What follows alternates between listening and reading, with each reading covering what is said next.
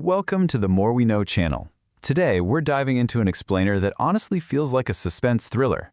Imagine packing your bags and leaving the Himalayas, but instead of heading to a safe corporate job or a university campus, you end up putting on military fatigues in the freezing trenches of Eastern Europe. No way, right? But for hundreds of young Nepalis, it's a harsh reality. And yet, at the exact same time, down in Australia, there's a totally different migration story playing out, one of intense burnout and an unexpected journey back home. So let's unpack this huge wave of migration, what's known as the Bangladesh Stream or Pardesh Stream, and figure out why this whole global puzzle is currently stuck in such a wild paradox. So why exactly are desperate young citizens turning up in foreign military gear? Well, it really comes down to a mix of sheer desperation and some seriously deceptive promises. Officially, there are about 200 Nepalis serving in the Russian army. Unofficially, the numbers are way higher. Get this, in 2023 alone, nearly 1,900 Nepalis got tourist visas to Russia and Ukraine, and yeah, most of them haven't come back. These unscrupulous middlemen, often called dallals, promise these young guys absolutely massive salaries. We're talking up to 400,000 Nepali rupees a month, plus fast-tracked Russian citizenship. If you're facing extreme unemployment at home, suddenly those front lines tragically look like the opportunity of a lifetime. To understand how devastatingly fast this pipeline works, let's look at 23-year-old Hari Aryal. Back in 2021, Hari felt his pay in the Nepal army just wasn't cutting it, so he resigned. He started seeing all these social media videos of Nepalis in Russia, and he reached out to a middleman.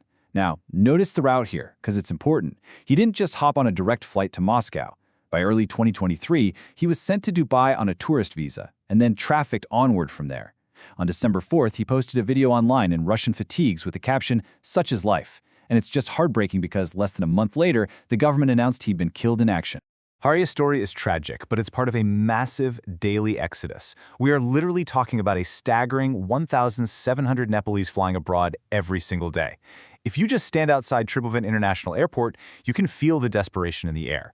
Between 2008 and 2022, the government issued over 4.7 million new labor permits. That is a mind-blowing number. This isn't people just looking for a fun gap year adventure. It's a systemic flight from poverty to the B-dash. And the result? The country is being stripped of its most economically productive demographic. Basically, everyone aged 18 to 44 is packing up and leaving. But here's the crazy part. This mass departure is actually what keeps the country afloat. Migrant remittances make up a massive 27% of Nepal's national GDP. That is one of the highest remittance to GDP ratios in the entire world. Just to put that into perspective, in 2023 alone, workers sent home $11 billion US. 11 billion. And while that kind of cash absolutely lifts families out of extreme poverty, it's a massive double-edged sword. Governments have honestly treated migrants as a cash cow for years, letting them avoid making vital domestic economic reforms, while local sectors like agriculture are left completely suffering from severe labor shortages. And you want to talk about bureaucratic irony? Despite official free visa, free ticket policies that are supposed to protect people, these shady manpower agencies exploit every loophole they can possibly find. Workers have basically zero bargaining power, so they get squeezed by private recruitment networks for anywhere from 80,000 to an astronomical 500,000 rupees just to secure a job abroad. It's wild. Entire families go into massive debt with local loan sharks just to pay off these dallals. And once they actually leave, they're often facing severe exploitation in highly dangerous jobs with absolutely minimal legal protection. Okay, but what about the safe destinations, right? Like surely it's better over there. Well, even in Australia, which is currently home to over 129,000 Nepalese, the B-dash stream is cracking under the pressure. Students land there expecting world-class education and perfect modern infrastructure, straight out of a glossy university brochure. But instead, they immediately slam into a brutal housing shortage.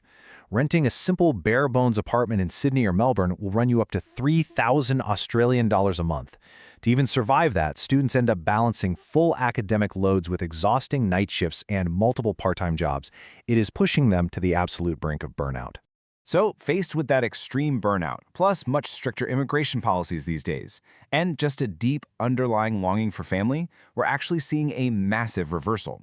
Securing permanent residency in Australia has become incredibly difficult. Add in the emotional toll of missing major festivals back home and the deep connections of Nepali culture, and priorities really start to shift. What's super interesting is that returning to Nepal